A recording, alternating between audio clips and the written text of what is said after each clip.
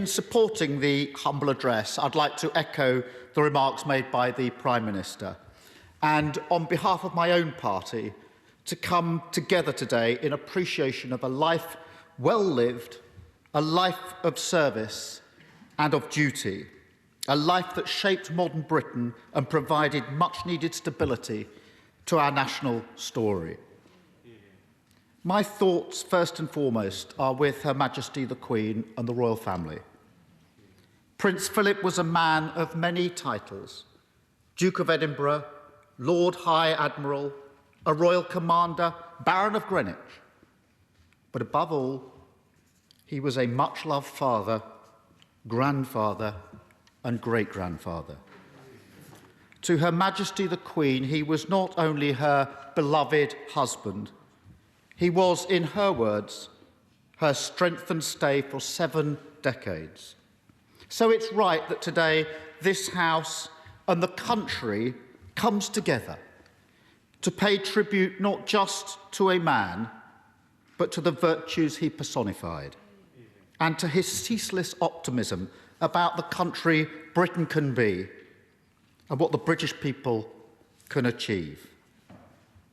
The life of Prince Philip was extraordinary, lived in a century on fast forward, a time that saw World War, a Cold War, the fall of empire, 20 prime ministers, the invention of the television, the internet, artificial intelligence, and technology so extraordinary it might have seemed to a lesser person as if from another world. Throughout that time, the monarchy has been the one institution for which the faith of the British people has never faltered. And as we've seen once again in recent days, the royal family has a connection with the British people that runs as deep today as it did when Philip Mountbatten married the then Princess Elizabeth in 1947. That is not by chance. It reflects the quiet virtues, the discipline, and the sacrifices we commemorate today. My own connection to the Duke of Edinburgh began long before I entered this place. Like millions of other children, aged 14, I started the Duke of Edinburgh Award Scheme, the DofE, as we called it. My first activity was to volunteer at a local mental health hospital, where, unbeknown to me at the time, my late granddad would later be admitted. And my final activity was wandering around Dartmoor in a small team with a compass and a map in the pouring rain, frantically trying to find our way. Mr. Speaker, if that doesn't prepare you for coming into politics, nothing will. And in recent days, I've been struck by the countless stories of lives turned around by the DofE Awards. Young people who found their confidence and found their way. This was summed up by a 14-year-old girl who said, on passing her Bronze Award, that she felt, I can do anything now.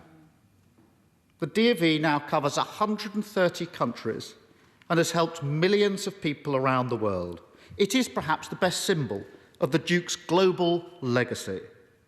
He was, of course, also patron to more than 800 charities and organisations. He was the first president of the World Wildlife Fund. He was the patron of the British Heart Foundation. He was president of BAFTA, and he was Chancellor of the Universities of Cambridge, Edinburgh, Salford and Wales. He carried out, as has already been said, staggering more than 22,000 solo engagements and countless others alongside Her Majesty the Queen. The Duke will also be remembered for his unstinting support of our armed forces.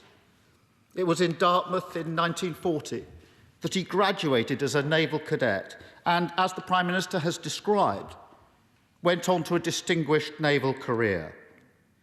Today, Mr. Speaker, the British Armed Forces mourn one of their greatest champions. The Duke was a funny, engaging, warm and loving man. He loved to paint. His work has been described characteristically as totally direct, no hanging about, strong colours, vigorous brushstrokes. He was also a great lover of political cartoons, and not something the Prime Minister and I can say that often. Although I saw a cartoon this weekend that I think captured this moment of national and personal loss perfectly.